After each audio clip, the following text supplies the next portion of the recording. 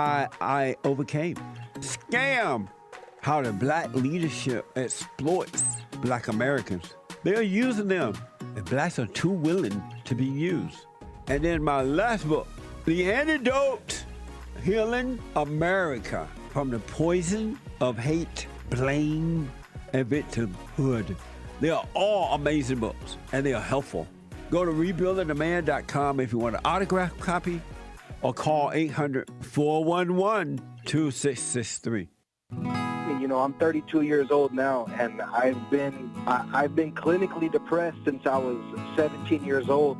And ever since I started listening to you a couple of months ago, bro, I don't even need to hear the word depression. I don't even care about that because that's not anything that I identify with anymore. Nice. I'm 100% cured. I'm 100% better because I've been listening to the Jesse Lee Peterson show, and I can't even begin to tell you how much I appreciate you. And I just can't even, begin to tell you how much I really appreciate the things that you're doing for young men. Young men need to hear this, and young men need to know this message that you're delivering because it's important.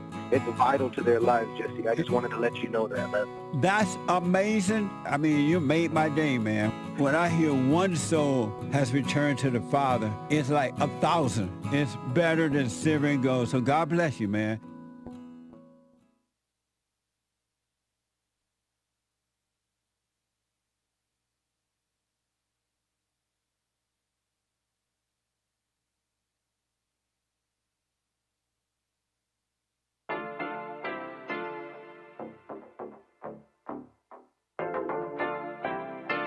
Isn't he Mexican? Colombian. He calls himself American. What is this? Anchor Baby. And in this corner, it's the American Anchor Baby. Daddy's home. That's an offensive term. People find that hurtful. You mean it's not politically correct? Excuse me. I'll use the word anchor baby. He's an anchor baby in Canada. Tell him we still rolling with Trump, too. Anchor baby, the whole thing sounds horrific. You're just making it sound like immigrants are these horrific, greedy people. Ustedes pueden aceptar mi negocio o aceptar las consecuencias. Plata o plomo. So you would be considered white, in my opinion. You the blackest one in this room, I think so. And what happened was his mama got pregnant on the other side of the border, and then a few hours before, just before it was time for him to pop out, she jumped across the border and let him fall on American soil. So he became the anchor baby. You don't call him the anchor baby for nothing. Amazing. We like this anchor baby, right?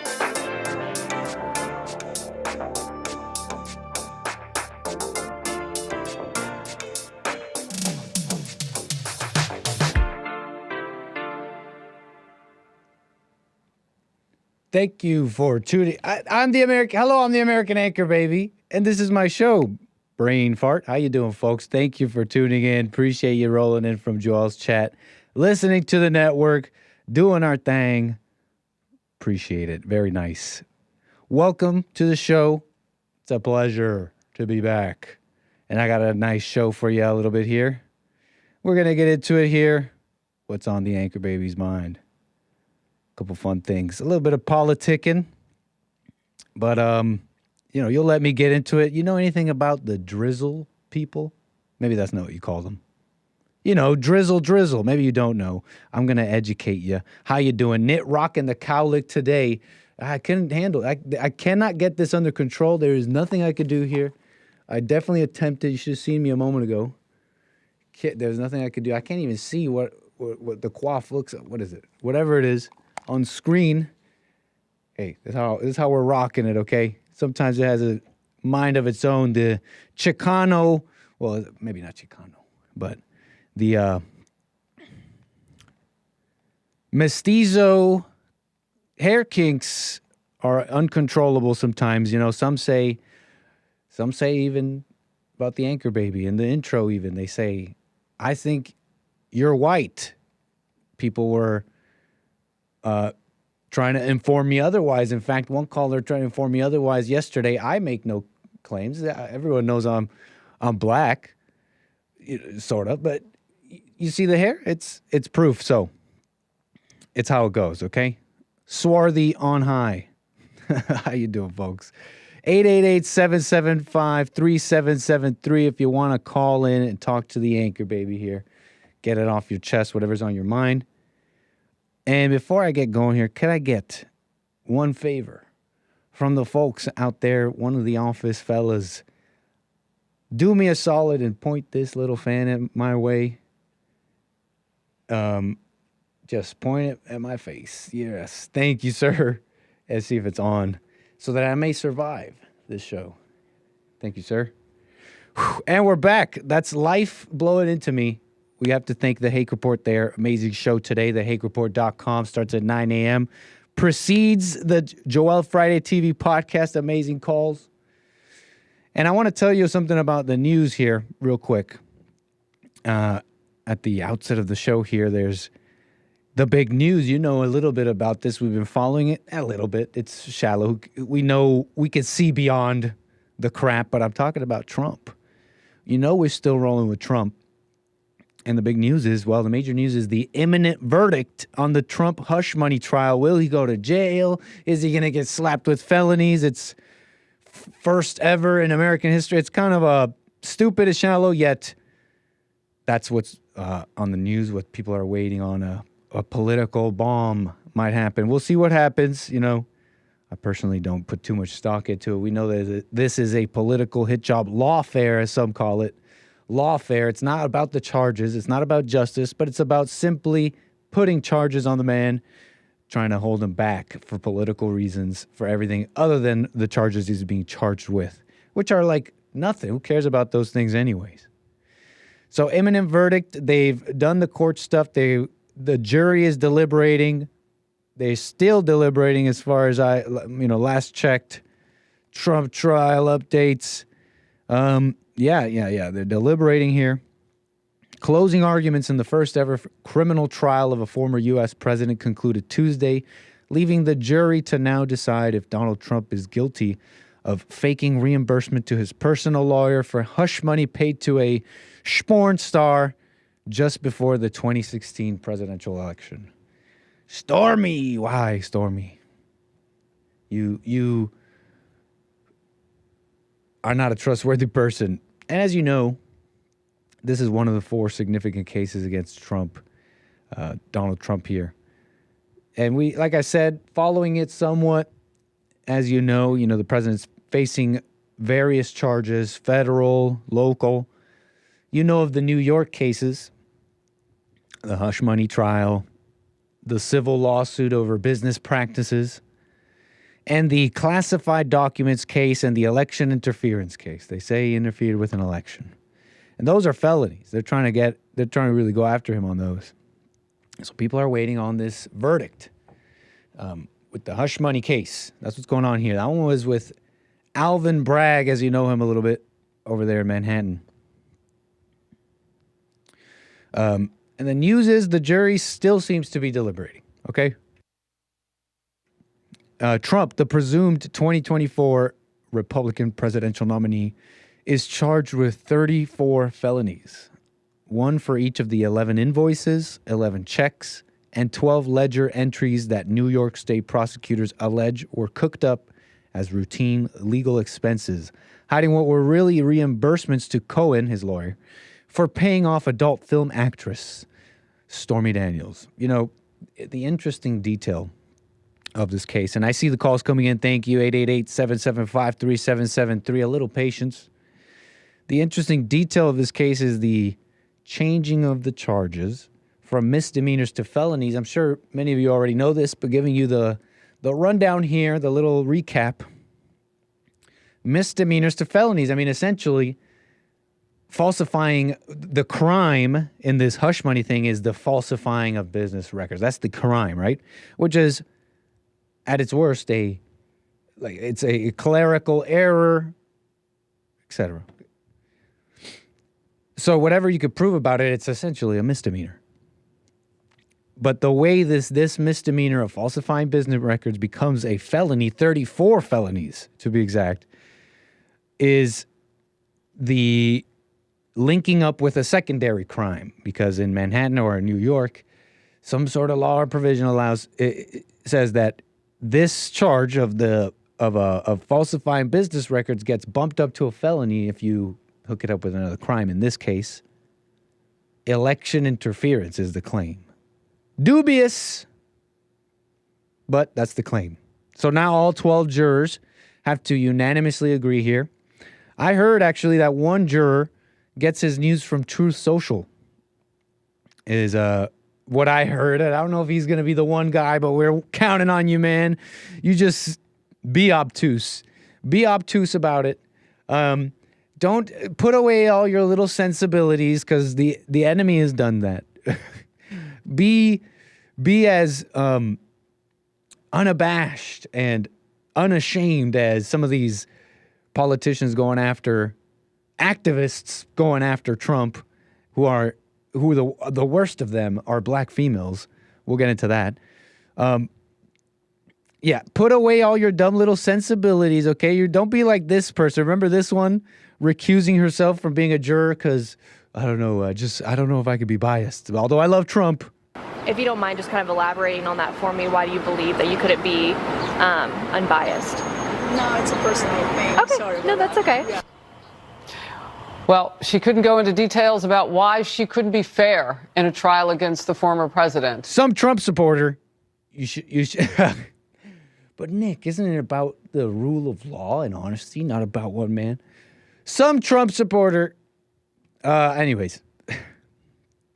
So yeah, put away your dumb little sensibilities. This is about lawfare. We need you to stand strong, man. Truth Socialed up. Show the world. And force the other 11 jurors to go your way. 34 felonies. Who did he murder? I know. I guess that was a question from my chat, but I'm saying, I know. Okay, so 12 jurors here. You get it. They're going after the president. Historic and all that. The hush money became loud.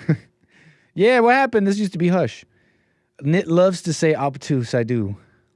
Don't be obtuse about me saying obtuse, man. But that's what's going on with the president of the leader of the world, the leader of the free world and of men, the emperor, the God emperor and Führer of men. Doesn't that just mean like leader? Anyways, I gotta say though, I have to point this out. I gotta point out with Trump here.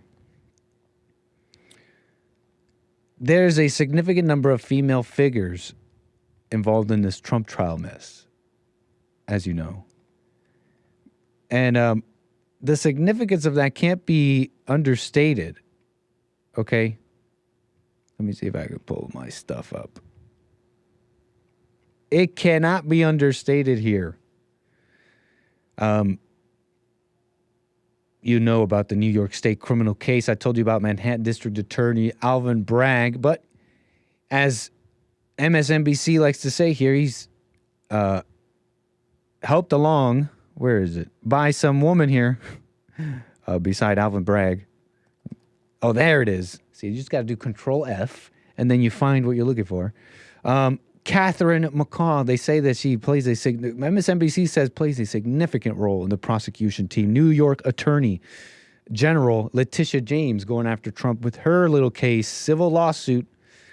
Deborah Steidel-Wall, the acting archivist of the United States,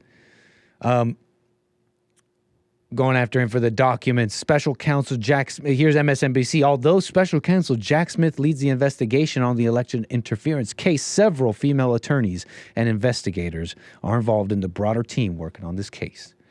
Georgia State criminal case, Fani Willis, that Fulton County District Attorney, with some controversy and all that.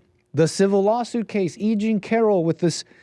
That is so next level. I mean, I have to give it some energy here and pizzazz, because how can that even happen? Out of all these cases, right? That is so next level. Blind justice, just some woman making some claims. What? Just because she said it. Remember, the evidence they brought in to go after Trump on this E. Jean Carroll case of so-called rape and all that, even though he wasn't found liable for the rape. I mean, sorry, the jury said they don't believe he did the rape, but he's liable for it. Anyways, you can look up those details. E. Jean Carroll. Remember, the evidence they used was the Access Hollywood tape. They said because he said that women like, you grab him by the... That is somehow evidence. That is somehow evidence in like this battery case, sexual assault and defamation. It's truly insane. Roberta Kaplan, the lead female attorney. Remember, she's some trumped up, like firebrand female who loves representing women and is a woman hustler, like these race hustlers, a gender hustler. It's incredible. Attorney General Carl, MSNBC, several female attorneys who are standing behind Attorney General Carl Racine, involved in the District of Columbia investigation here. So he's got a whole bunch of things going after him. And you can't, and I have to point out the female angle here for a reason. Not for blame, but you'll understand me here, hopefully. So the female figures all surrounding the Trump stuff, but it goes beyond that. You know, politics has been full of recent female firebrands, like I mentioned, and their wake of destruction, the squad, some of these conservatives ones too, a little bit. Maybe I'm biased. We stand with Marge, sort of, with pain. And the thing is, these women do it with a smile. There's nothing more wicked than a black female political figure. The intersectionality is just too strong. You understand what I'm saying? Yeah, they do it with a smile. How many of these black politicians, females, with a smile, look at the black community, shall we call it, and with a smile say, racism exists. You are in pain. You are being held down. Meanwhile, she's like drinking and eating. She's got gold all over her. She's like dripping in gold. Yeah, I don't know, guys. It's just crazy out there for you guys. You guys got to protest. You guys got to protest because it's just bad out there, and it's racism, y'all. It's crazy. And the Trump effect has done a lot in revealing what's in women, in it, so to speak. Even conservative women, they're really feminists at the end of the day. How they really want to run things, even though they really hate the order, even Christians. You remember I played that Greg Gutfeld clip yesterday. He's a Fox News host, and he was saying like similar things about the squad and all these women. And he's like, oh, but like, I don't know, guys, it's weird, right? He kind of pulls his shirt and sweats a little bit, right? That wasn't too sexist, right? I'm just playing, Greg. You're a solid guy. And he made this statement about what the world would look like with just men and just women. And I'm nitpicking, but it stayed with me because he said, with just men, you get crime, violence, and porn. And with women, you get terrible laws. I got to say, though, that you get terrible laws with men, too. That's the story of history. History is rife with the mistakes of men. You know what I'm saying? Human nature on display, wars over ego and other things, sometimes necessary. Lack of vision, inability to see beyond yourself, to see what's coming, to see what you've wrought. It's all there. You get it. And so evil has always been unraveling the world. Violence and evil in the hearts of men. Like the Nullspunkt's energy of the cosmos for those my nerds in the chat. Always unraveling the matter in the world. This is just another chapter in this hellscape, the Kali Yuga, the age of suffering. Unless you know Jesus. And out of this maw of women that have come horrors like never before. You got to understand where I'm coming from. Should it be any surprise? Is it really any surprise that this new age of liberalism, liberation of women, which is not just like these woke SJWs in our modern era during Trump. We're talking 50, 100 years. Some go even farther back. I mean, Schopenhauer, whatever. Didn't he write his essay on women like 170 years ago. And is it any surprise that all that has coincided with the unraveling of the West, of Europe, of the greatest civil war of the civilized age of the European nations, World War I, World War II? Is it any surprise that all that coincides, the worst atrocities in all of human history? Not as a blaming on women, but there's a story here. There's an unraveling here. You understand? So they talk about violence against women, this terrible world that wishes to take advantage and destroy them and grape them and take advantage and do horrible things to them. And now women are changing it. They're putting an end to female violence, to hate itself. I don't know how. To all the evils in the world. Like it's some sort of next step of progress here. Not realizing that the pinnacle of civilization has been held up by this framework of the family. They want to get rid of evil. And when they say that, they're talking about violence against women and stuff like that. Not lying and you get it. But here's the thing, it's how it's always been. It's always been a nasty world. Women they've been getting raped. That's been happening. Shall we draw straws? Place your bets. You think we're in the highest or lowest amount of rape in the world for women? I don't know. That's really besides the point here, because I'm saying it's been men as a bulwark to this unraveling, to violence and stuff since time immemorial. They've been the bulwark against other men, against the darkness in the hearts of other men and women. Look, just how nasty the world can get. I mean, this unraveling is bringing about that. More of that grape, more of that violence against women and oppressing them, if you want to use that word, and taking advantage of them. They're bringing about that on a level that you can't even imagine. And that's what's so amazing about the level of taking advantage of women that's going on is it's so dark that they don't even know what's happening. They do it with a smile. They're like, yeah, sure, I'll sign up for OnlyFans. It's just a girl it's just celebrating my sexuality, which shouldn't be seen as such an evil thing, huh? Men, Christian men, prudes. I don't know. You follow me so far a little bit? Look, they're talking about the bears and the bears. Do you want to see a bear? The bears are the feminists. Those are the bears, ladies. And I gotta and to finish this here, look, I'm saying about this this unraveling of the world that they're bringing about is only good for so-called good for a lucky few, so to speak. Just like the elite hustlers, like the race hustlers, who in their minds or deep in their dark hearts without even their awareness, they wish to be masters of it.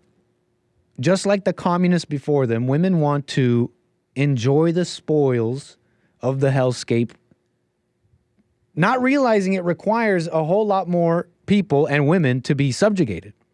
Women suffer more than anyone, or they suffer as well. Look, by extending so-called women's rights and privileges to every single woman, all of them, equality for all, what they do is they extend this to women, and they extend these rights and privileges that exceed the natural capacities of most women and most men and most people. And so we increase the social standing and happiness for actually a small number of women, but destroy the family and the happiness and whatever, the success of everyone else. And this same stretching of capacities and mentalities has been put on men. What we call relationships and marriage today, a grotesque vestige of it, really. So it's bad for everybody, And it's really just false power for a few.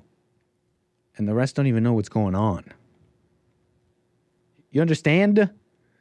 You understand what's going on? So let's check it on the dating world, okay? We're going to check in on the dating world here. Let's do a little zoom in, and I see the calls. Appreciate the patience. 888-775-3773.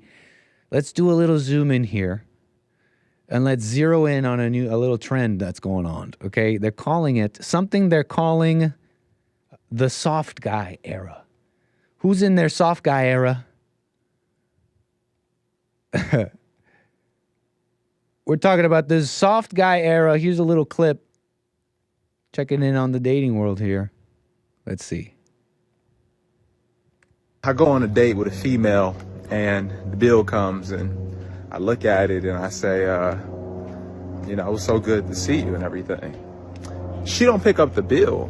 And she said, oh, you're not going to pay for it? I said, what? Drizzle, I'm not going to pay for anything.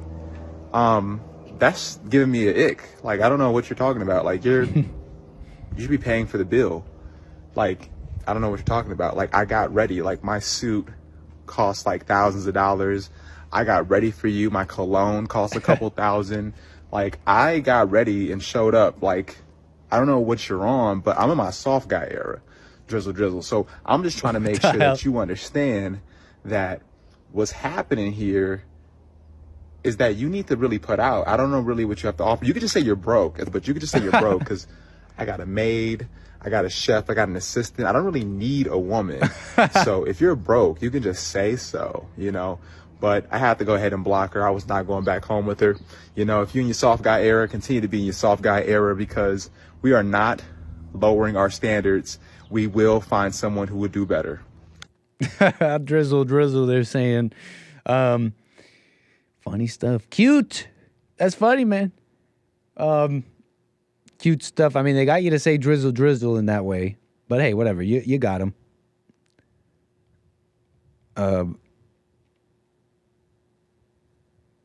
Am I still live? YouTube's telling me I'm not. 1, yes.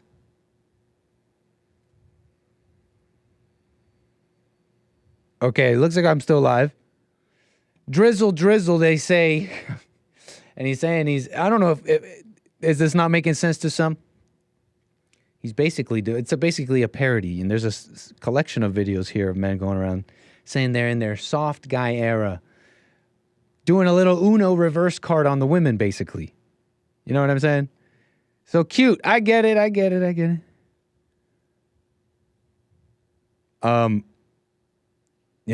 Little Uno reverse card. You see these TikToks of women, they're saying, just got to date up. I believe this drizzle stuff is also in response to some woman that went viral, and her thing was sprinkle.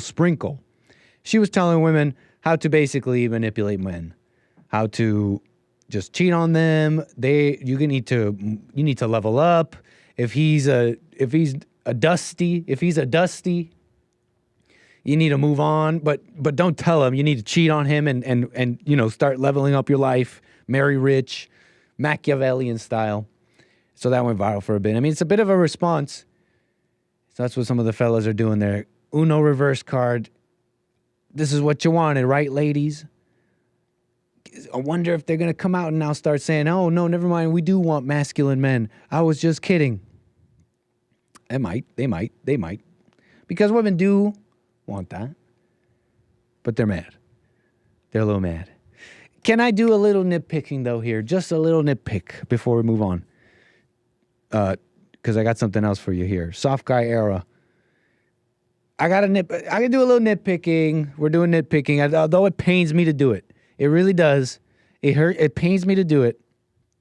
On the wife's role. I get it. It's cute. I'm with you. Your Uno reverse card on the ladies. These feminists are out there. Girl bossing it up. Nice. Conversations are going. What do you mean? What are the roles? But I got to say, I got to make a couple things, maybe nitpick and make something clear here. Number one, I think, is this wife's role thing. And if you're watching this and you're like, nice, this is jokes, you got them. Look at how mad the ladies responding to this are. it ain't what you thought it was, like, funny. But let's say you're actually mad at this. You're actually mad at this. You're like, yeah, what does she bring to the table? Huh? What does she, what? Let's say you're like really mad. Yeah, she should be bringing stuff to the table. And I see this every now and then. Red pill guys, we're just red pilled on women. See, I do all this stuff. I got to be a success. See, men, they have to earn their love. Women are already loved when they come in the world. And I get what they're saying. I feel like it's a little shallow. I just feel like it's a little shallow. Because if you really thinking that, like really mad and really, like, let's say you're just saying it to get conversations going, but let's say you're really like, what does she really bring to the table? What are you expecting her to bring to the table? Like, what the hell do you need your wife or woman to bring to the table? Like, are you talking about money? What are you talking about? Like skills, money? I guess it can mean different things for other people. A woman that obeys. I guess that's something you bring to the table, but that's just what it should be. I don't know if you should worry about what she brings to the table. You see these videos of these guys doing the man on the street, showing the woman's ego clearly, like, hey, they go up to these club girls like, what do you think a guy should make? How much should he make if you're dating him? 100,000. He needs to buy me everything. Like, totally displaying woman's ego. I love these videos. Amazing. Let's just not lose the plot, okay? It pains me to do it, nitpicking a little bit, but, on some real-ish. What the hell do you need a woman to bring to the table? It's like that guy. You ever seen that guy who spent like 35,000 on a wedding ring for his girl, and he was accosted by one of these men on the street individuals? I mean, do I even want to play this video? I guess so, since we're talking about it. 888-775-3773. Don't go anywhere. We'll get to calls here. You ever seen this one? While I continue my spiel here. 35,000. Together.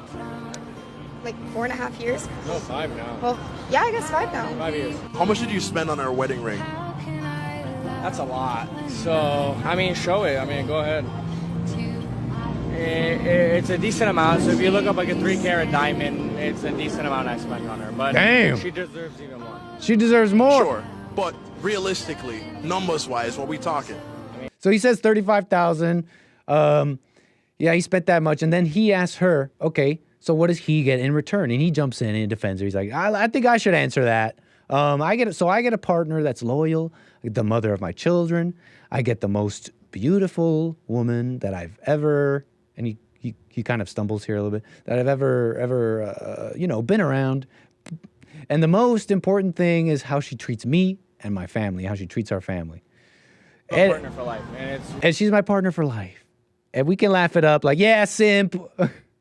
It's like, yeah, essentially. There's some clues there for those that know. Some language and energy there, like, it tells you. But that's besides the point. At the core, like, I wonder if this guy knows that the evil comes through the woman. Because guess what? You can say all that. Maybe not so simpy. But you can say those things. And as long as you know what it is. You know what I'm saying? Like, she's not your rock, the one who loves you unconditionally. And no, she's your wife. And you're building a family together. Why am I showing you this video? I just wanted to nitpick on the guy saying, what does she bring to the table? Calm down. You're individuals. And you're the head, etc. And real quick, chivalry. That was...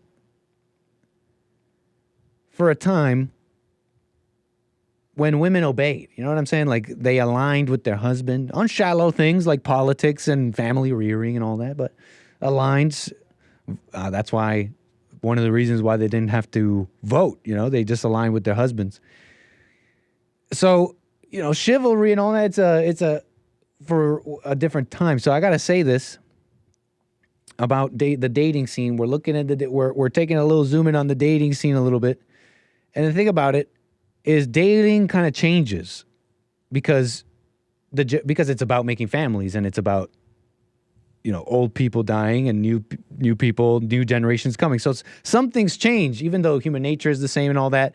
The little details and intricacies and culture of dating changes. So if you can't be out here being like, I'm just a chivalrous guy. Because, how do I put this? Women don't, they say a man that just cares, is loving, that won't cheat, is honest, not a misogynist. Yeah, that's over. Have you noticed? Women want like the worst guys. It's like thrill, emotion. And not only that, they hate anything other than equality and female liberation, as the world puts it. Okay? And they judge the guys. They actually judge the guys who are all nice and all that. Like, I'm talking about the modern dating scene in a sense. So these guys, these drizzle guys, they're at least contenders in the dating scene. Now, you understand what I'm saying? They're at least living in reality. They're going to lose ultimately, I think. And I'll tell you that more on that in a sec. But they're at least kind of being realistic. Okay, last thing here on this. Here's something that some women have clued into. Because they say, well, we just want equality. I talked earlier about the framework of the family and its destruction. But maybe some women out there hearing me might think, well, Nick, but that's not, women don't want to destroy the family. They just want to shuffle it around a bit. See, some women know that it's not that, some women know that someone has to lead, that there's no such thing as equality. And some have clued into this and they want the prize for themselves. False power. Some think, oh, we can work it out. We just got to talk it out. We got to educate the men on misogyny, and we just got to educate them, and we just got to tell them and, tell them of the stats. You show them the history that women fought for liberation, and that's a good thing. Some are thinking that that's reality. Some know the truth. War is coming, and they want to usurp the men. Okay. Amazing. Last thing here, we got one more clip here for you to finish this little drizzle segment, the dating scene and all that. And then we're going to get to calls, 888-775-3773. Appreciate the patience here. So here's what I mean about ultimately losing. The drizzle guys, you guys are doing this trend. You guys are telling it to the ladies, haha. This is what you wanted, weak men. But can I say this to the drizzle community? This is what they want. They want you soft. They want your soft era. Yeah, it's already happening. It's actually not a parody. It's already here. Have you looked around? Have you looked around?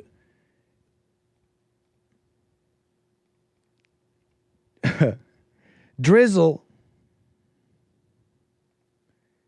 Hey, office back there. Yeah, you could tell the call screener that's totally fine. No problem. But I'm saying to the drizzle guys, you're going to ultimately lose because this is what they want. This is what they want, you idiots. They want you soft. Let me show you a clip here. Let's watch how the ladies are responding to the soft guy era. Okay, let's clap it up. Round of applause for all and everybody. I'm not appalled by it. Matter of fact, it doesn't even bother me. But what bothers me is the fact, you seem bothered, that y'all are in y'all bag over this. Like, y'all are so upset about this. So I'm seeing a lot of videos about the... I don't know who's more upset. I mean, she's the one on the video. Y'all ain't your bag. A little translation needed, maybe. I think context clues. It just means you're caring too much, I think. Why y'all care so much? Okay. My thoughts on the drizzle community, which is a horrible thing. Men, do you really want to be part of the drizzle community? Drizzle community. And honestly, I am so glad that men just have stopped pretending. I would much rather dusty men know their place and own the fact that they don't have the masculine characteristics to actually provide for a woman and be the leader of a family. The best part about them owning �📿🔿 is the fact that it's going to make dating for women a lot easier. Because now men are not going to be hiding whether or not they're dusty, whether or not they're providers. I've had so many Whether they're not providers, you following? girls that stay in relationships for years because the guy convinces them that they're a provider even when they're not providing. And they future project to these women and they're like, yes, when we're married and when we have kids, I'm gonna like buy you everything and you're gonna be a stay-at-home mom. Just for that to never happen. It's all. See, the thing about this, I got one more for you here. See, the ladies here, they're not mad. They're not mad, right? They're not mad. They're not mad. You're just silly. I'm actually happy. They say, I'm actually happy these guys are revealing that they're not going to be leaders, that they're just what we thought they were. And it's funny about women, you know, the only time they can be, you know, in general, can be funny or honest is when they're being nasty. Is when they're showing how much they really hate someone. And that's when they can be really honest and funny. Just nastiness. And you may not see it here because she's got the makeup and she's speaking all nice and she's all distinguished, but I'll show you one more in a sec here, which is the same as the one you just saw. But on that, it's funny, you know, she says, oh, I'm just glad they're showing us that they can't lead. I can already see some guys go like, well she's kind of based for that. I don't know. She's kind of got the men on that one. But the thing is this, the honesty here is out of like a resentment. And maybe you can't tell, but see, to her, providing and leading is the money. No mention of a man who leads with love, who even without money or whatever, through hardship or whatever, will be there. What about the immaterial things? What about the richness? What about the richness of the spirit and the things that are the treasures that are held for us in heaven, here on earth, if you wanted them? What about those things, huh? But no, that's what leading is to the shallow woman, right? Not all the women, but to the shallow woman, that's the coded language here. And and if you're not paying attention, you're gonna be a guy who's like, well, I am supposed to lead. But she wouldn't even know what that is if it hit her in the face, okay? And I'm so glad that I've had so many guys tell me they're gonna pay for me and all that. Yeah, that's a loser who lied to you. I don't know why you even believed him. Why if you had a good dad, he would tell you, don't believe men who just say the things that they'll do, because the men who say things they'll do, they'll never do them. Okay? If you had a good dad, he would have shown you that, because that's just human nature. So, you know, she says, oh, I had so many guys tell me they're gonna pay for all these things. Look. This is what the thing about ladies. They know what they're getting. What you see is what you get. Maybe you got fantasies when he tells you, I'm going to marry you and buy you all these things. That's a liar. I mean, unless you see it on him, okay? And what you see is what you get, okay? Like I am buying you ish, and you'll know that because, see, women always knew what it was. They always know what it is. They know who they're getting with. Where are those millions where is all this stuff? I guess he said it, but we're talking about this individual right now, not the man. So anyways, what an ego. Let me show you one more here. All about us. It's all about us. We just want our equal rights as men. So �📿🔿. I've been tagged repeatedly in videos like this, and I know this is men's attempt to throw women's logic back in their faces. But the truth is, we already knew you were in your soft guy era. We thought you were soft when you couldn't resist a woman's temptation when you had a girlfriend, a fiance, or a wife. We knew you were in your soft guy era when you went to the store to get a pack of cigarettes or a gallon of milk and never came back. We knew you were in your soft guy era when you begged your baby mama not to put you on child support because you couldn't survive if she took that $250 a month, even though she was the one who was feeding the child and clothing the child, and she was the one who was providing shelter for that child as well. Like, we already knew you were soft. We're just proud of you guys for finally having the strength to admit it. I know this is meant to be a joke, but the joke's on you because you're only telling women what we already knew. Wow. I know some ladies are snapping and they're like, wow, she's kind of right though. I don't know if y'all can see. Can you see hell? That was pure hell. And she's holding that in. It's like, well, thank you for telling us how you feel. And you know what the joke is on men, only on this part, is them going around. And I get some of them are maybe saying it with some awareness. And again, I appreciate the calls. A little patience, about to get to you. Maybe some are saying it with some awareness, but The joke is on the rest who are going around, I'm drizzle, soft guy era. That's what they want, okay? She's talking about cheating and men cheat because you got together in hell, okay? You knew what it was. Cheating is only really, really bad nowadays, too. That's another thing I got to say. It's not a good thing. Definitely not in a marriage. And it's horrible, I guess. But to make it way bigger than it is, to hate it and take it personally to the point where you're willing to react like this and in society, in a sense, what I'm trying to say is if you're making it a way bigger deal inside than and not in reality. We overblow the scars of life all the time. Like even with the pornography stuff, they say it's not good. It's not good, but the emptiness of your soul is it comes before the porn in a sense. They say it's just messing you up. Yeah, but someone who does, do you understand me a little bit? Okay. Not too fleshed out of a point, but see how nasty this is? In anger, they finally reveal the honesty. And they think it's cute, but it's actually the devil. Not a shred of repentance. We already knew you were this way. Why'd you get with them? We already knew what it was. Why'd you get with them? Why'd you get with this guy? We already knew. Joke's on you. We already knew you were evil. And then the child support thing.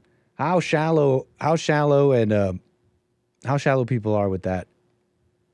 On the child support stuff. Yeah, men leave and all that, but there's a whole story there. The courts love this child support stuff, and they make it so that a parent always has to lose. And who's the one that always wins? The women. It's just like a baseline assumption here.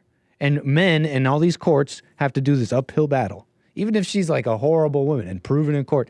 So countless cases, countless people calling the JLP show, countless people, men, whose families are torn apart because the woman wants to. And I'm sure he has this problem, but to just be men are so weak and evil because they pay child support there's another side to that coin, lady. So, not a shred of repentance, not a shred of looking at self, as if we already didn't know that men have to provide. You know that? Why is it then that women and the government and others want to make that difficult? They want to fight that. She says, well, we all know you were weak and you're never going to provide. That's funny. All of a sudden we're agreeing. Okay, so we agree then that men do have to provide. Okay, fine. We could criticize men all day. I'm sure we got plenty of them. We could think there's plenty. Don't worry, there's plenty. But hold on. Is there anything that we could say about you, miss? Anything? Are you making that relationship difficult in any way? Look in the mirror and let's see if that's true. That's the dating world. Good to see that it's all hunky-dory there. I got something for you here on male supremacy and all that. The men have let the women down, but they're seeking the truth, and the government wants to throw them in jail for that. We'll get to that, folks. 888-775-3773. Appreciate the calls. Thank you so much for the patience. Let's get to the calls. Terry out of Oregon, thank you so much for your call. You're on the air. Hi, Nick. It's been a while. How you doing? Thank you for calling me back. Yeah, I knew it would happen one day. Right on. So, yeah, okay. I'm about this topic. I'm all excited. Nice. I was like, oh, I better call in because, well, I heard you saying some slanderous things about the Sprinkle woman, Shira 7. Oh, is that, you know her? You must know her better than I. I've been watching her for years. Wow. I've been watching her. Yeah, she's I credit her with a lot of growth in my life, actually. And I think people have really lost a lot of the importance of her message because her work started getting kind of cut and sliced and made into these TikTok videos by people that weren't even her, just fans. Mm-hmm. And a lot of her message is lost, and it's been something that she's been doing since the beginning. Okay, can you explain a little bit of that message? What did I get wrong? So, just how I perceive her and what she's been doing. She's been making videos for a long time talking about dating traditional gender roles.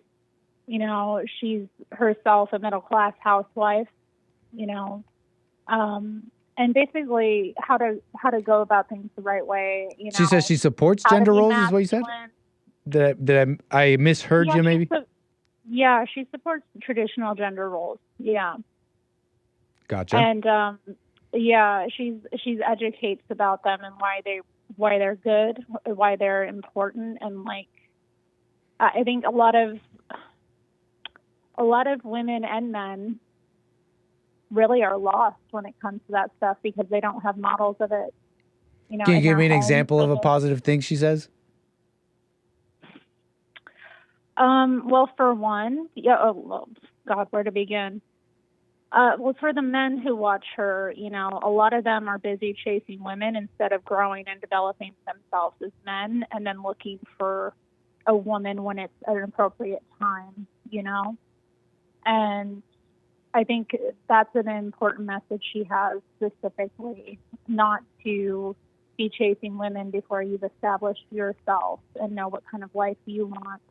I think we're kind of encouraged to get into dating when we really should be, growing ourselves. And she has a lot of good advice about that, specifically for men, Her audience is mainly, she's catering towards women specifically, but she does have men in her audience, and she's had men over the years write to her and thank her for helping them. Helping them how? Understand their role. Yeah, and to get themselves together financially so that they actually can lead and can provide for a family, because a lot of men are lost about that, And how's she helping them get together financially? Well, she advises people how to be responsible. She actually has written books about developing multiple streams of income. She herself is she's a housewife, so she has a provider husband, but she also has this business that she runs through her YouTube channel. She has a makeup company, and she also writes books. So she, teaches people how to be creative. And all right, cool. Well, sufficiently defended. Sprinkle, sprinkle. I mean, I don't really know much about her. She's a decent woman. She's a good wife and mother. She loves her husband What makes and her her family good? very much. What makes her good? I mean, I don't know. At the end of the day, you got to judge people by their fruit, okay? The fruit that she's doing is helping to move our society back in a better direction. It's getting people to wake up. I don't know much about her. You've sufficiently defended her. You've told me you've told me in a few sentences more than I know about her. More than I care and more than I bothered to look into. Not about Sprinkle Sprinkle Girl. Look at how influential I'm just saying she's that I don't know much. It's not a personal dig. I'm just saying. I was just making that clear. I was just trying to make that clear for you that was just a small side note. I was mentioning I said I think the drizzle guys are responding to some Sprinkle Sprinkle Girl, and that's as much as I left it at. And I saw some TikTok and I mentioned it. But yeah, okay. Well, sufficiently defended. Right on, Sprinkle Sprinkle Girl. Do you think? Thank you. What do you think about the Drizzle guys and it's so far the show so far? Any thoughts? Any disagreements or agreements or with the Drizzle guys? Yeah. I mean, it's there's something funny about it. It's parody, but I mean, I do think a lot of guys are. I mean, they maybe. I think I've seen a lot of men respond pretty negatively at first when they kind of hear that message that they need to, be in that masculine position. And can you describe that masculine position? Like this message, you're mentioning this message and that men, this message that men don't like. Can you describe this message that men don't like? That they need to basically have their finances in order before they get access to women. Oh, and what's in order? What's in order to you? Meaning you can pay your bills without having to Is she rely on eating? a woman. Does she have? Oh yeah, well for sure, definitely that. But is she eating? Does she have a roof? As far as What? Is she eating, and does she have a roof? Who? This hypothetical woman that a man is supposed to level up and start to really get it together for her. You know, I'm just saying, you're talking about this message, men gotta be financially ready before dating and all that. I mean, They do, because you start sleeping with women, you're going to end up making babies, and then you have to provide for them. I mean, that's just true. That's just always true. But I don't know who's saying this message. That's what I don't understand. Who's saying this? Who's telling men, you guys gotta wait till you have how much money till they start dating? It sounds like women putting this out. Honestly, it sounds like a little test put out by women and they'll get to tell you when you're a real man. When a real man, in a sense, if I could say, isn't going to be worried about. They're not going to be like, I need to get this ready before I start dating. Before I get out there, like, I don't know what to tell you. You know, like, there's different classes. You know, what about a man who doesn't have much? If she's eating and she has a roof, maybe she should let go of her ego a little bit. Nick. If the kids have a roof and they're eating, maybe she should drop her ego a bit. Nick, it depends. It's different women are going to have different standards. You know, a woman from a different class is going to have different standards. A woman of different sorry, miss, values you don't get the. You don't really get the. Yeah, but not sorry, miss. You don't get the. You don't just. Miss. You say to the misses of the world who want these standards. They I don't know where they woke up thinking they just get these standards.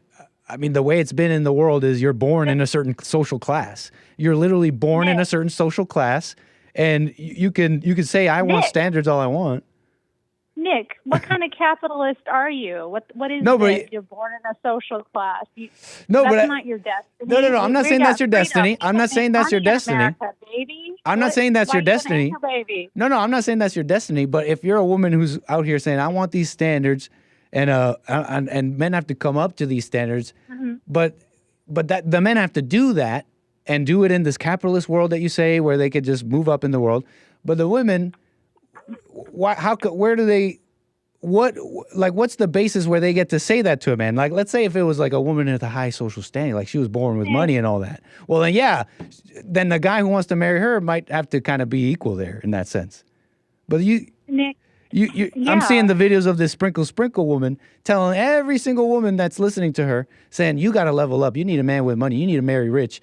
Not realizing that this little communist actually wants the majority of women miserable, because that's only happiness for a very small, select percentage of women who are going to get that. No.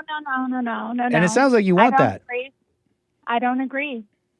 It is true. I mean, different women have different standards. Different women want a different type of lifestyle. Some women are willing, and they're suffering for that. They should drop the ego.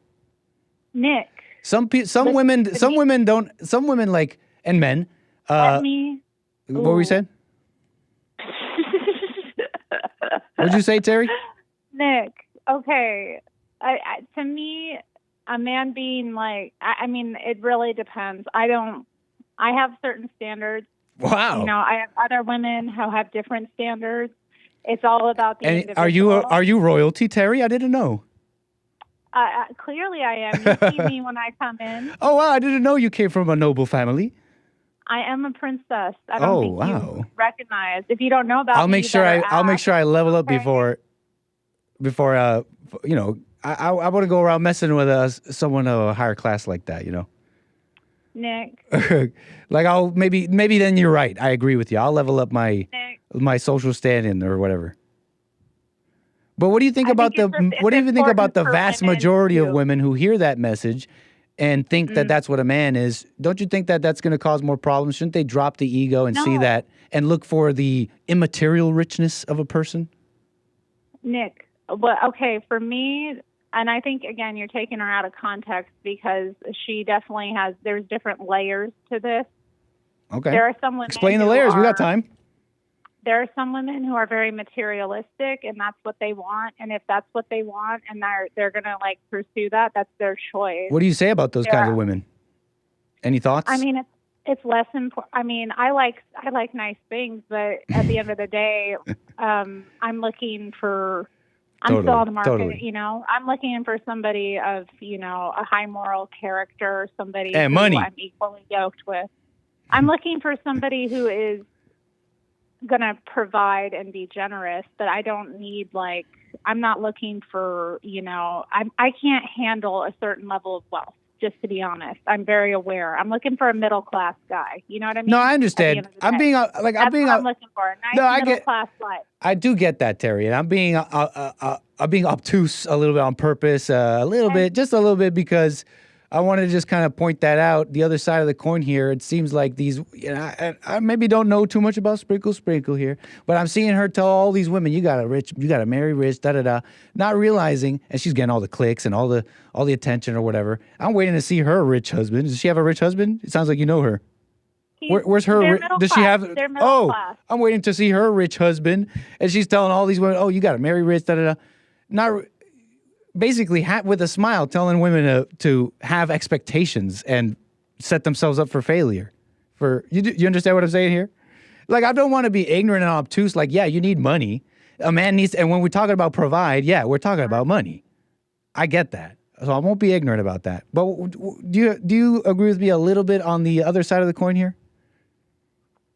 I agree yes, I do. I mean, you have to figure out to you as an individual woman what your values are, and then like what you're looking for at the end of the day. And some women are more corrupt than others, they may be like, it's interesting, and it's something that I think is, when I'm in those spaces, most of the women that I've interacted with, they're pretty similar to me. They're just looking for a similar life, nothing too extreme, but maybe they weren't, from like a family where that was practiced, or they never had anybody like really look out for them and teach them, what they should be looking for.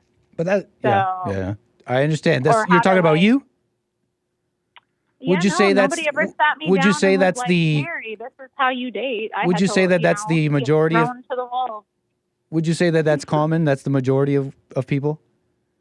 Yeah, I think there's a real breakdown of, in our culture, people understanding how to date and what it's for. Yeah. But you would say that that's the common. That's common that people just want to, they just want to have a normal life and even social. What were you describing? What were you saying about the men that you're meeting or something like that? I meet all kinds of men, Nick. But you're saying that you guys want the same. You guys are. Am I misquoting you? You're saying that you guys want simple things. What were you saying there? I think for me, I want simple things. I want a pretty simple life at the end of the day, So for me, I'm not like, I've met women in the community that are like, I'm going to snag a billionaire, and I'm going to do this and that. And, they're whatever. That's their choice. They want to pursue that kind of life. They're free to. I don't think it's that easy, and they definitely need to level up to a degree with that maybe they're not even fully aware of what it would take. So I think if I'm following you, just saying, most women aren't that crazy, want a billionaire, they want simple and normal marriage stuff. But I gotta say, I would say that's not the majority. I think most women, let's say they say all the things you're saying, but then you tell them, hey honey, you can't work anymore, it's over.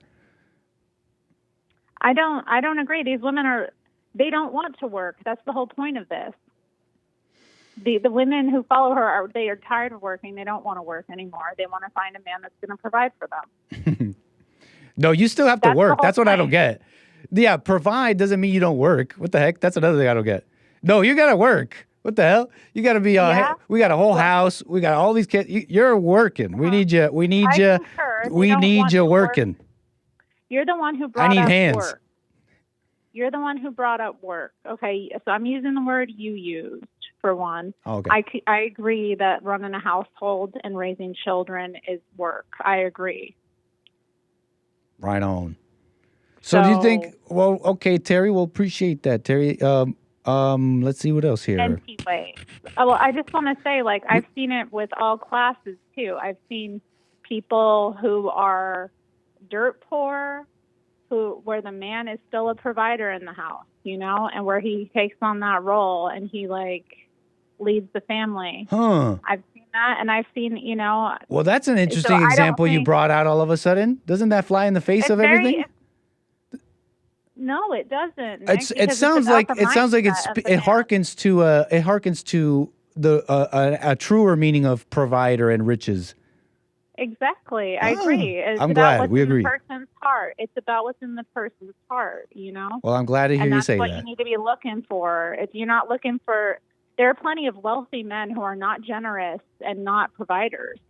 Right That's on. not what you should be looking for. You should be looking for, how does this guy see himself? How does he treat me? And how is he going to, you know, lead our family? Ultimately, I love that. regardless Yeah. of anything else. I gotta say I concur. Like that video I played earlier. That guy, if you could call him a simp, but he said all I care about is how she treats me and my family, and that is something we absolutely agree on, Terry. Last thing you want to say before we move the wheels? Let me think. I did want to touch on something, but maybe I'll save that for another time. Maybe I'll save that for a Friday or something. Ooh, thank you for that, Terry. I appreciate Some that. G word related content. Very, very nice. I gotta say I'm excited. Thank you, Terry. Can you call me again? Someday. Have a good one. Call me again. 888-775-3773. We gotta rock these calls quick if I want to get to more of my stuff. Floor out of Guatemala. How you doing, Floor? On the air. Hi, Nick. How are you? All is well, Floor. That's great. Nick, I have a question for you. It's Okay. personal, and if you don't want to answer it, it's totally okay. Okay. So when you go on a date, I'm assuming that you're single. I don't know if you are or not. But when you go on a date, do you pay or who pays? It depends. Splitsies. But it depends. Splitsy? Yeah, I get one, you get one. I mean, it depends. Right. Half and half, right? Yeah, it honestly depends. But I definitely don't go. It's definitely not a lot. If I'm paying for, like I say, I pay for something. It's not a lot. It's really not a lot. It's a throwaway, an ice cream, a little meal, and then I get, and then there's reciprocation here because we're just two people here. We're not married. Right. I'm not writing it down or anything.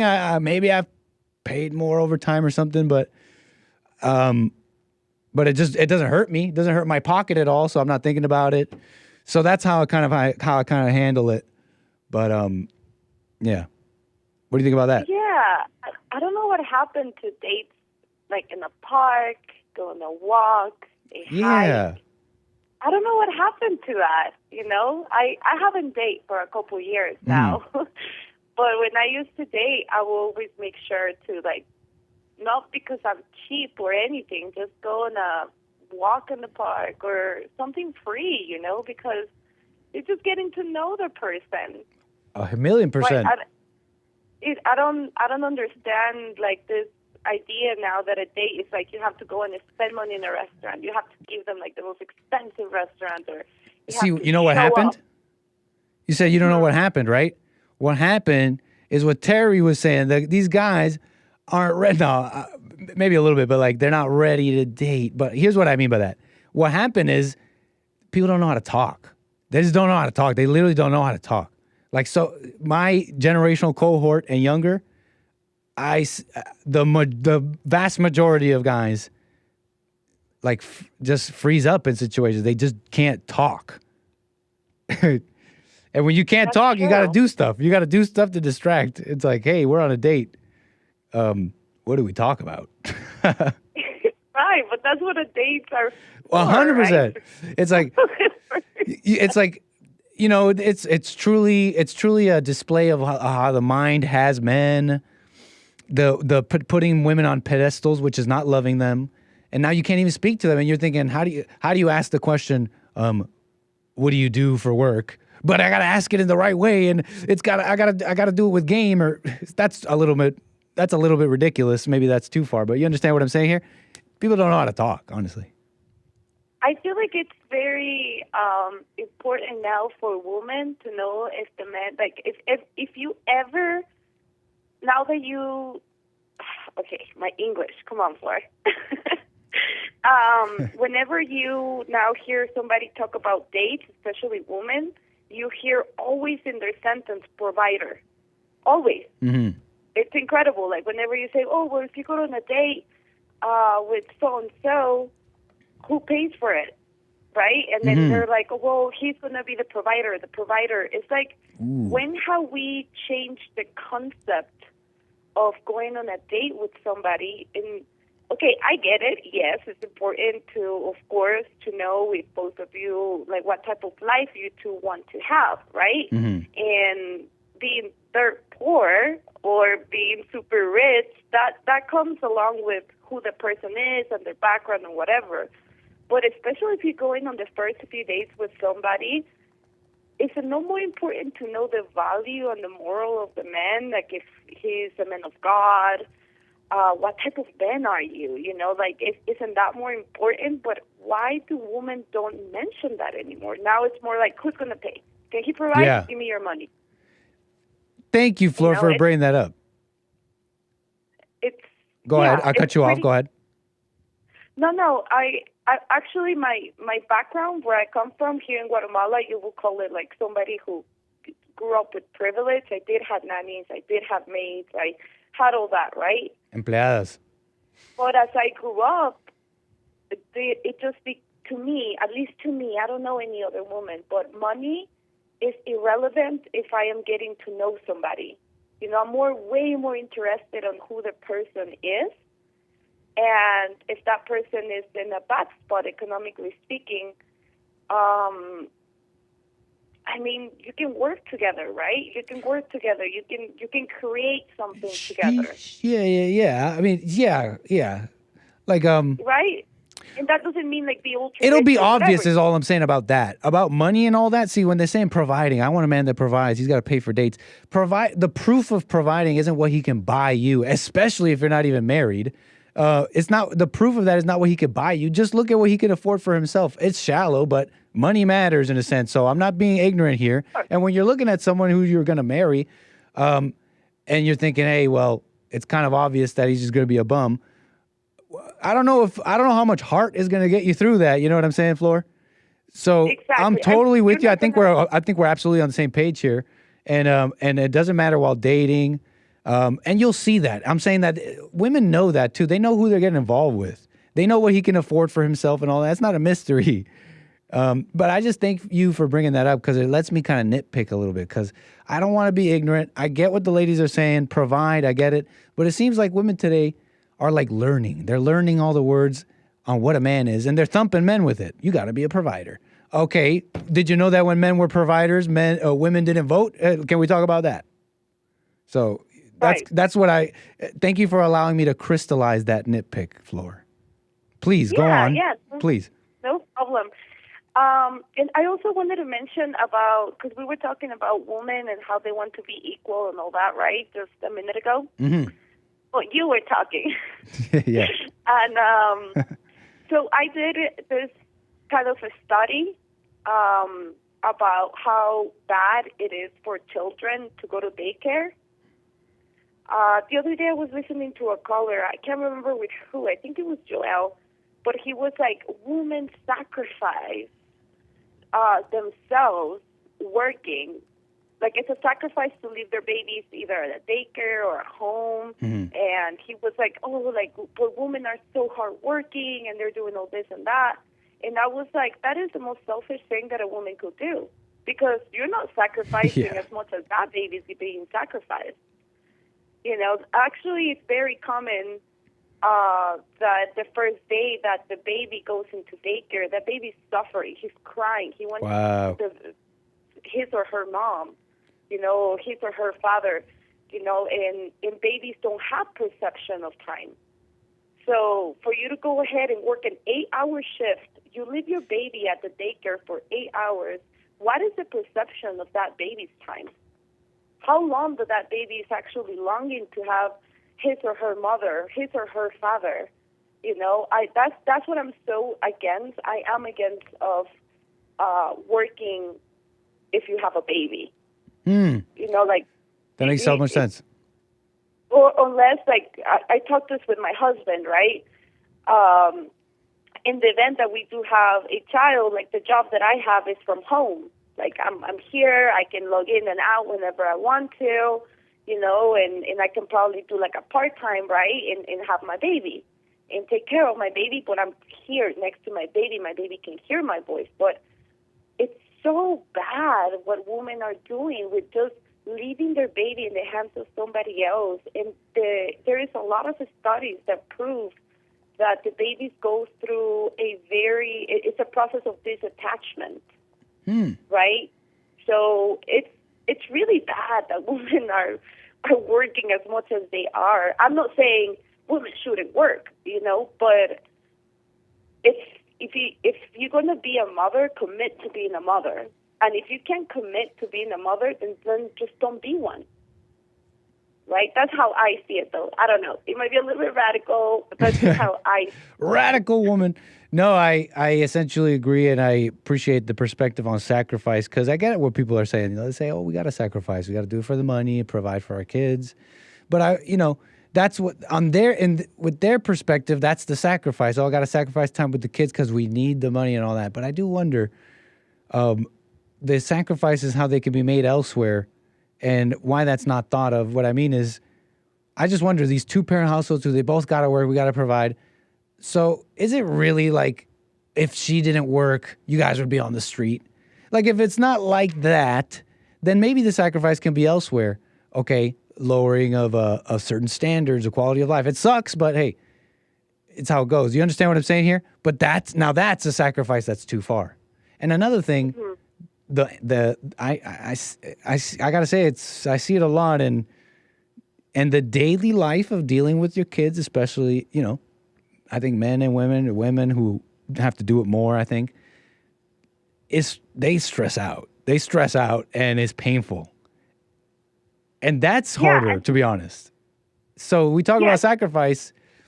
If you really, that would be a real sacrifice. Like, let me go through this pain. It's like, I'm stressed. I want to just chill. I want to just do something that I could just like type at a desk. That would be easier. But I got to deal with kids. That, like, I'm going through that is its own form of sacrifice, but I guess people don't see it like that. Right. And also the fact of becoming a mother, it is a sacrifice, like you're going to carry a baby. Carrying a baby is not easy. It's probably absolutely painful. I take calls of women giving birth all the time, and I'm like, I really want to do it. It kind of makes me second guess. But in the fact, I think that we have lost not just the concept of what a woman means, but also what a mother means. We have become now to a point that it's just like, well, just feed, clothe, and be whenever you can for the baby. And that wasn't like that, like before the 60s, I keep saying it, before feminism, women were a lot happier. But you see the CEO woman, you see all these women are working, and also the stress levels are so high because they're trying to do a man's job, and men knows how to handle stress. They can handle it way better than we do. And then they also go to their baby always stressed out, and the baby can sense that. The baby's part of you. It came from you. Of course the baby's going to sense that. And it's just a mess, Nick. I'm following you. Mess. Hey, Flora, have you ever seen the show Nanny 911? Or Super Nanny, the American TV series? Yes, I have seen Super Nanny. You seen Super Nanny? I was talking about this with someone. I was actually talking about this with someone, and we were talking about literature on, and just there's actually a whole wealth of, how do I put this? It almost, when I look into like engineering and all that, there's a whole culture and wealth of information and industry practices. This is kind of a lost art, but that exists as well for like home rearing and homemaking. And it's kind of a fascinating thing to kind of discover, or I'm bumbling here, but I mentioned Super Nanny and 911 because those nannies are referencing this wealth of literature and industry practices, so to speak, on homemaking, and it's just an interesting thing to think about, how it's a lost art. And really is. on the physical things of making a home, like they've kind of been figured out, sort of. The West was built on it, kind of in a sense. And I'm rambling at this point, but maybe you found that interesting. Floor, last thing you want to say before we move the wheels? Oh, Nick, I got my visa approved. Finally. So I'm going to the States. You talk about we got a sponsor alert? No, I actually got my visa approved for me to go okay, right on. Like solo. Yeah, just like solo. I can finally see my husband. It's not an easy process. So you went through a year and a half waiting for it. You went through the vetting process. I don't know how it is now, but hey, we're vetting Floor a little bit on these calls too. What do you all say? Yay or nay? No. I'm just messing around. I get to be a ladder puller. I get to be a little bit of a ladder puller as an anchor baby and be like, now that I'm in, I get to now scrutinize those coming in. No, I want to do everything legal, and I'm glad that I waited. It was a very long time, but it's so rewarding to be able to hear you're approved, instead of like, I'm going to cross the border and get a coyote and risk my life, and I don't care what the Americans say about it. So, yeah. Well, right on, Floor. Wishing you well and everything, Floor. Call me again. See ya, Nick. You have a nice day. 888-775-3773. Amazing calls. Let's check the super chats here real quick before we jump into the rest of my segment here. I got a couple more things for you here. Put it all together for you. Let's see, but I gotta say, Pablo, thank you for the coffee. Says, I called last week about the Pope being based, and look at that, the Pope is based. LOL. What do you mean, Pablo? What's so based about the Pope? Are you talking about the recent news where he may have said a anti-gay slur? I too wrote the Pope out. I wonder what the Pope would do if I went up to him and said, English or Spanish? The first one who move is gay. I don't know. With this recent news I'm hearing about the Pope, I'm thinking that man's going to stand like a statue, stone still. Allegedly, Pope Francis used a slur for gay men. Based. Okay, let's move on here. Let's see here. What was I segueing into? Dusty men. Oh, yeah. We're talking about all this stuff so far. You've been watching the show so far. The suffering is all around, though. And people, there's some that want to overcome it. Look, anger and resentment is there amongst the men, the young ones. They even call them incels sometimes. I'm not going to call them that. Y'all calling them that, not me, but you're calling them that because you do see something. They're resentful maybe. They have maybe a wrong view of some women, some of them. But also, they want many want to overcome and improve. They've come to the men's conference. They call Jesse. They call me. And I've seen them at other men's conferences, so-called men's conferences, whatever. And with the same motivation, they want to overcome something. They want to improve something, okay? And that's kind of the initial kind of motivating factor for a lot of these young guys who are getting all learned about women, okay? And it's a total mystery to a lot of them, to a lot of older men, to a lot of military men, police, tough guys. It's actually a total mystery. Why is my wife so crazy, though? Why do I get angry? Why can't I just be a rock at all times? What's wrong? And in the world that I grew up in, there's no blueprint anywhere. There's no blueprint in the homes, in the churches, schools, friends, culture, media. I mean, men are up Ish Creek without a paddle. And maybe that's part of it. Like, you got to kind of like figure it out on your own. But can we get a little bone? Can we get a little, like a sign, something here, something to point us the right way? Some people want to do that. Some people want to add value to these young men. And for all of my criticisms to the red pillars, that they just want sex, that they're essentially still subject to women and pretending they're not. They just, finagled something out of this gambit with women. They finagled something out. They're really making deals with women, if you think about it. The red pill guys haven't overcome women. They're making a deal with them. They're like, I got money and all this stuff, and you get all that too if you give me this. And the women are playing in that same space, bartering. So it's a two-way street here, red pillars, whatever you think you're doing. And so, like I said, for all my criticisms of these guys and all that, I have seen basic kind of principles about finance and work really work and add value to some of these young guys. I've seen an immense amount of value added to guys who want to forgive, overcome the woman, forgive their mothers. I've seen immense value there. And there are some who want to make this illegal. They say that it's dangerous. Enter. Wait, hold on. Enter common vulnerabilities and exposures, which are different programs to deal with vulnerabilities and exposures. But who's vulnerable? Who's getting exposed? Oh, the young minds of America.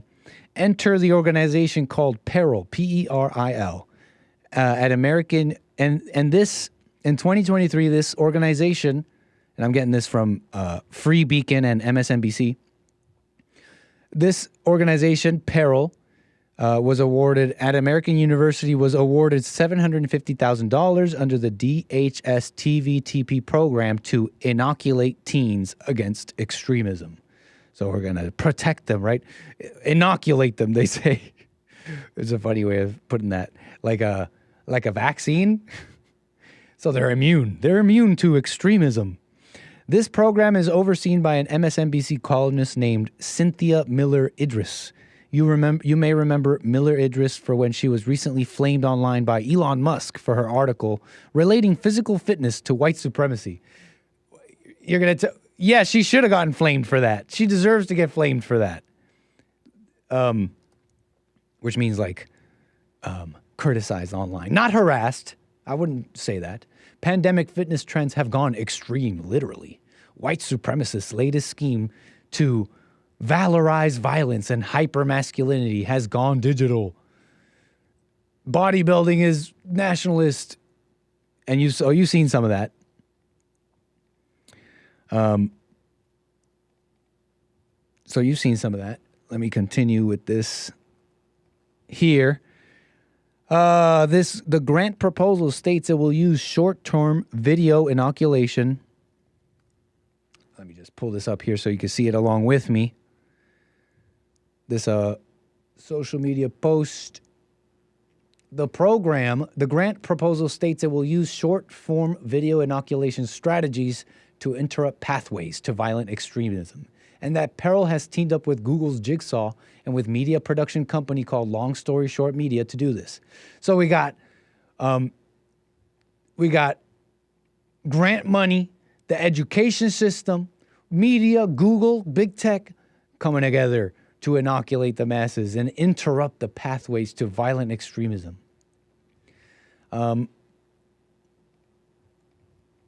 Let's see here.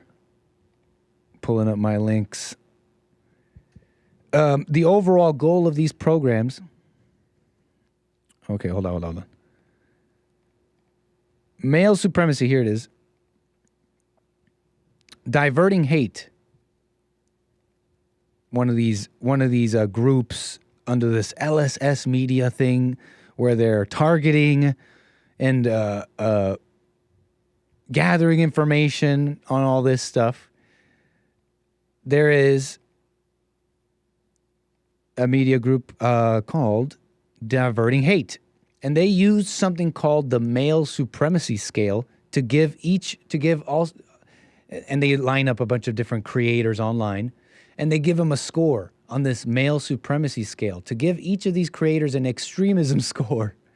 Damn. This scoring system is a product of peril, which you could read more about in the quoted tweet. The goal of the DH campaign was to suppress the growth of targeted creators. DH notes that they were unable to run the campaign on a few of their planned targets due to YouTube demonetization. So they're putting money to do this campaign. Here are some creators you might know. The male supremacy scale. I don't know any of these, so we're going to move on because I'm just promoting them. But I know Fresh and Fit, and we know Just Pearly Things. It's funny, Just Pearly Things is 85 on the male supremacy scale. Male supremacy. What a notion. Okay, what else is, what else here on the reporting?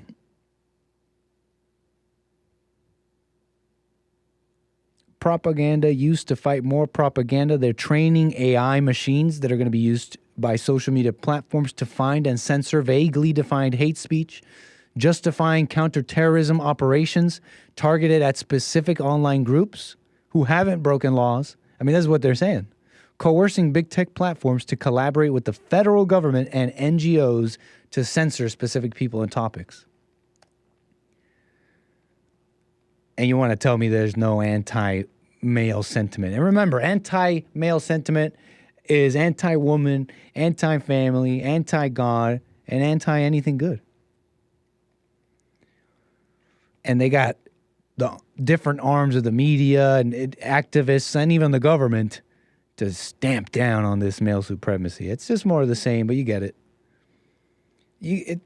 As every day passes in the Kali Yuga that we're living in, how can you not see more and more? It's a spiritual battle. It's all geared against heaven. Okay, let's see what else here. Male supremacy. I mean, I had this video of this OnlyFans girl revealing how she's dead inside. And we're supposed to say that all this is a success. Everything that's going on with men and women. Maybe you disagree with some of my nitpicks, but you want to tell me this is evolution. This is progress. This is success. Maybe I'll save that video for tomorrow, but OnlyFans girl reveals she's dead inside. Absolutely dead inside. I got Donnie Armour out of SoCal. How you doing, sir? You're on the air. Nice to hear from you. Hey, how's it going, Nick? How you been? What's up? All is well. And yourself? Wonderful. I'm doing fairly well. Thank you for asking. I'm glad to hear it. So I was calling because I just wanted to share a little white pill. I don't know if your viewers have heard about what's going on in Denmark with immigration. Not at all. I sure haven't. Okay, so they've got some of the strongest, toughest immigration laws in Europe. And the left has tried to thwart them at every opportunity, but they've persevered and they're pushing forward with this. So they're deporting people. They've only taken in, I believe last year it was 5,000 immigrants, which compared to Sweden, who took in 13,000. And they are working on deportations for them. They're not, the immigrants stay in confined areas separate from the Danes. And immigrants that have been granted citizenship, even their citizenships can be overturned, reinvestigated, and they can deport people that have, sorry to the previous caller that just got her visa, but it looks like even with that, they can still reverse that and end up sending these people back to where they belong. I think it's a great white pill. It's not just happening in Denmark either. Wow, I thought Denmark was like super liberal or something. I always heard over the years growing up, they point to Denmark as an amazing socialist place and all that. But I've also heard recently that that's not exactly true. Well, they are social democratic. Or I mean like liberal specifically or whatever. Yeah, not when it comes to immigration. They are steadfast in their opposition to immigration. So, I gotta say, I respect it though. Oh, heck yeah. This sentiment is spreading across Europe, right? You've seen the protests about immigration in Ireland, I'm sure. Big time. Yeah. So, and it's throughout Britain. There's Germany's getting on the bandwagon. Hungary, Poland's been there and kind of leading the way, showing the rest of the Western world how we can deal with this situation and how we can get these people out of here. Mm-hmm. I think it's wonderful news, and it flies in the face of the lefties. If you try to say that the indigenous people of Europe deserve their homelands and we need to stop this onslaught of illegal immigration, they'll tell you, first of all, they'll try to argue with you and tell you that, no, that's impossible, you can't do it. It would, in fact, hurt the country if we were to get rid of immigrants. Right. And then when those arguments don't work, they fall flat. Then they'll just laugh at you and tell you, oh, you got a pipe dream and that'll never happen. It's just, And then when they see that you persist through that, then they'll pull out the big guns and they'll start attacking you. They'll call you racist. They'll call you a Nazi, a white supremacist, so on and so forth. Right? Ad hominems come out. Yeah. But it doesn't matter. There's examples already where people are doing this. For instance, back to Denmark, they even process people outside of Denmark. So they don't even want them there during the process. Heck yeah. They said that they want them to go to Rwanda for processing. And the UN tried to come down on it, tell Denmark that they can't do that because Rwanda isn't safe enough for the refugees. Where do they get off? Yeah, so Denmark, essentially the people just said, no, and they changed their laws and superseded the UN and said, no, we're sending them to Rwanda. That's where they're going to go. So, these are our terms. You guys want to be here? These are our terms. Exactly. Yeah, they're finally standing up and pushing back. I think it's wonderful, and I think it's white pilling. This can be done. I think that it will be done. It's inevitable. It's just how ugly is the process going to be along the way. Mm-hmm. But one way or another, people belong with their own kind, and I think it's just uplifting to see this happening. It's been a long time coming, but we're finally here, and the progress that they made shows that when they try to downplay their opposition, the left tries to downplay the opposition. They try to say that it's impossible to do these things. And then they go to, oh, it's immoral to do these things. All of that is just white noise, background noise. Ignore it. Keep trucking forward. Keep doing what you're doing. And eventually we can get our nations back. And I believe that we will. I'm kind of hyped up. I don't know about you. I can, it's interesting what you're telling me, man. And I appreciate that. I respect it. I don't know look, I don't have much to say on that. Like Denmark, if that's what's going on, I don't know the details, but I respect it. And I got to say, why is it always like a instant negative view when people are talking about what? What are they essentially talking about? They're talking about loving where they're from and protecting it. And here's the thing that I notice. Everyone has win and lose conditions. We're talking about war, and there's all these wars going on. Anybody know anything about win and lose conditions? These are a checkmate, okay? And what's going on with white people is let's talk about America, for example. If we look at trends and all that, they will not exist or they won't be the majority for sure, and they will maybe even eventually not be around. So you understand what I'm saying here? That's a lose condition, and it seems like the whole world, liberals, whatever, hateful people, they want to just turn a blind eye and say that that's not real. When if the tables were turned and they were in a lose condition, it would be war. It would be war. No, we're going to fight. There's some that say they want to nuke the world if they don't win. You know what I'm saying? Like, so you understand what I'm saying here? Like in this conversation, nobody wants to acknowledge this win and lose condition scenario, and it's quite dangerous. If it's quite, you understand what I'm saying? Well, there's no limits to the left. They're completely. You have to give it to them. They are tenacious, and it doesn't matter what we're talking. It could be saying that men can't get pregnant. That is, according to them, they will, as you said, go to war over somebody just saying, hey, you know what, men can't get pregnant and they can't have periods. That's enough to offend them, and they will fight tooth and nail to defend that. The right needs to start behaving with that same mentality. We need to fight tooth and nail for what is ours, because the Western world will collapse if we import the third world. I agree with that. It will collapse, import the third world. Do we have to fight tooth and nail just like that? I'm saying no comment because I just don't know about that. I that might bring about more problems than good. But I just have to make this point that whether you think that's wrong, whether we can nitpick on should you fight and morality and anger in the heart, we've done that on multiple calls, you and I. So we could put that aside on whether you want to nitpick or not. The reality remains that people kind of fight for their interests in a sense, and the world can ignore all they want, the lose condition that they've put white people in, but I guess don't be surprised when that leads to conflict. Absolutely. It's already led to conflict. It will continue to worsen, too, if we continue to allow this unchecked immigration into our lands. It's going to get worse. It always has throughout human history. I don't see how this time's going to be any different. And we need to ignore their naysaying. We need to focus on the goal. What is the goal? Survival, maintaining sovereignty over our own nation states. That is the goal. There is no goal that's greater than that. So we need to ignore their naysaying, right? And we just need to keep moving forward. It can be done, and it is being done. I think that's great news.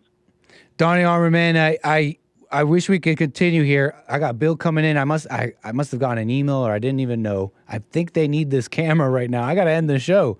They're telling me to end a little early here. Man, can you call me again?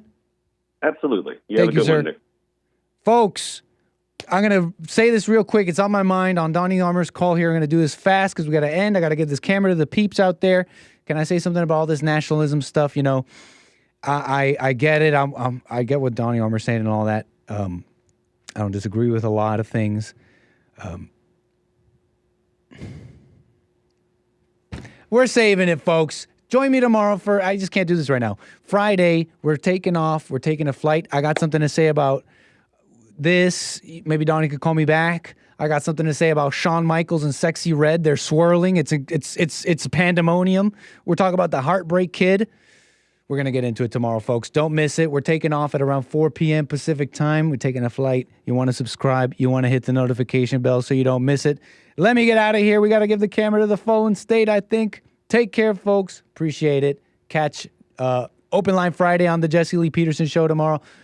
James Hake at 9 a.m. And the Anchor Baby, well, after the phone state, the Anchor Baby will be live at 4. We're getting into it, folks. Take care. Peace.